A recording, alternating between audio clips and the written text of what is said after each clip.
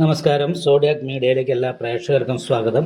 2026 August മാസത്തെ വിശാഖം നക്ഷത്രക്കാരുടെ നക്ഷത്രഫലം ഒന്ന് പരിശോധിച്ച് നോക്കാം. വിശാഖം നക്ഷത്രത്തിൻ്റെ ആദ്യത്തെ 45 നാഴിക വരുന്നത് തുലാക്കൂറിലാണ്. ശേഷം 15 നാഴിക വരുന്നത് വൃശ്ചികക്കൂറിലാണ്.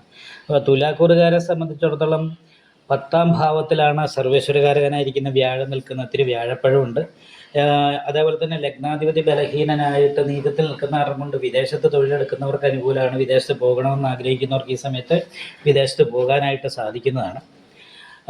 എന്നാൽ പോലും ഒത്തിരി വ്യാഴപ്പഴവിൻ്റേതായിരിക്കുന്ന കുറച്ച് പ്രശ്നമുണ്ട്.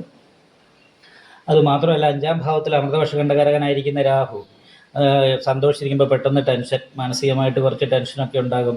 ഭവന സംബന്ധമായിട്ട് ശത്രുദോഷം പോലെയുള്ള കാര്യങ്ങളുണ്ടാകും. വീട് വിട്ട് നിൽക്കാനാണ് യോഗം. അപ്പോൾ വീടുമായിട്ട് ബന്ധപ്പെട്ട വിഷയങ്ങൾ ചിന്തിച്ച് മാനസികമായിട്ട് ടെൻഷൻ അനുഭവപ്പെടാൻ യോഗമുള്ള ഒരു മാസമാണ്. 4ാം ഭാവാധിപതി ശത്രുസ്ഥാനത്താണ്. അതേപോലെ തന്നെ 5ാം ഭാവത്തിൽ രാഹുവാണ്. അപ്പോൾ മാനസിക ടെൻഷൻ്റെയും അതുപോലെ തന്നെ ശത്രുദോഷത്തിൻ്റെയൊക്കെ ദുരിതം ഉള്ളത് കാരണം കൊണ്ട് ലഗ്നാധിപതി ബാധയിൽ നിന്നിട്ടാണ് ശത്രുസ്ഥാനത്ത്, പരസ്പര ബാധയിലാണ്. ലഗ്നാധിപതി 7ലാണ് ശനി നിൽക്കുന്നത്. അപ്പോൾ കുടുംബ സംബന്ധമായിട്ടുള്ള പ്രശ്നങ്ങൾ കൊണ്ട് തന്നെ സ്വസ്ഥത കുറവ് ഉണ്ടാകാനായിട്ട് സാധ്യതയുള്ളൊരു മാസമാണ്. വ്യാഴപ്പഴവിൻ്റേതായിരിക്കുന്ന ഒരു പ്രശ്നം ഉണ്ടെങ്കിലും ജോലിയുമായിട്ട് ബന്ധപ്പെട്ട അനുകൂലമായ ഗുണഫലങ്ങൾക്ക് യോഗം കാണുന്നുണ്ട്. കാരണം ഭാഗ്യാധിപതി കർമ്മസ്ഥാനത്തിൽ ലാഭാധിപതിയോട് ചേർന്നാണ് നിൽക്കുന്നത്. നിപുണായോഗം ഉള്ളത് കാരണം നന്നായിട്ട് സംസാരിക്കാനും സംസാരം കൊണ്ട് നേട്ടങ്ങൾ ഉണ്ടാക്കാനും ഒക്കെ സാധിക്കുന്ന ഒരവസ്ഥയുണ്ട്. പക്ഷേ ക്ഷുദ്രകാരകനായിരിക്കുന്ന കേതു ബാധാസ്ഥാനത്ത് നിൽക്കുന്നത് കാരണം ശത്രുദോഷം കൊണ്ട് മാനസികമായിട്ട് ടെൻഷൻ, കാലിൻ്റെ മുട്ട് താഴോട്ടുള്ള ഭാഗത്തുള്ള ഇടയ്ക്കിടയ്ക്കുള്ള വേദന പോലെയുള്ള പ്രശ്നങ്ങൾ, അതേപോലെ തന്നെ ദാമ്പത്യ സുഖക്കുറവ്, ശാരീരികമായിട്ടുള്ള ആ പരസ്പര ആകർഷണമൊക്കെ നഷ്ടപ്പെടുന്നൊരവസ്ഥ വരെ, ഒരു സന്യാസയോഗം പോലെ. കാരണം ലഗ്നാധിപതിയായിരിക്കുന്ന ശുക്രനെ ശനി ദൃഷ്ടി ചെയ്താണ് നിൽക്കുന്നത്.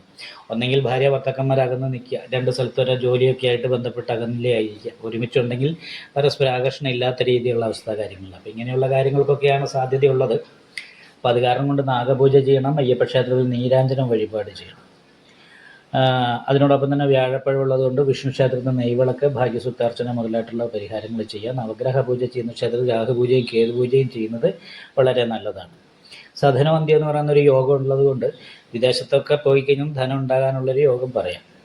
വിശാഖ നക്ഷത്രത്തിൻ്റെ അവസാനത്തെ 15 നാഴിയിൽ ജനിച്ചവരെ സംബന്ധിച്ച് 9ൽ വ്യാഴം സഞ്ചരിക്കുന്ന സമയമാണ്. ഭാഗ്യസ്ഥാനത്താണ് ബുധനും നിപുണായോഗം ചെയ്ത് കർമാധിപതി നിൽക്കുന്നത്.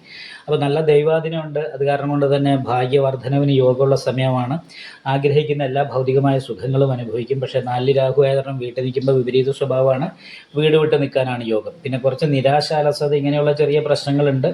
കാരണം 5ാം ഭാവത്തിൽ അലസപ്രേക്ഷ നിര്യാണകാരകനായിരിക്കുന്ന ശനിയാണ് നിൽക്കുന്നത്.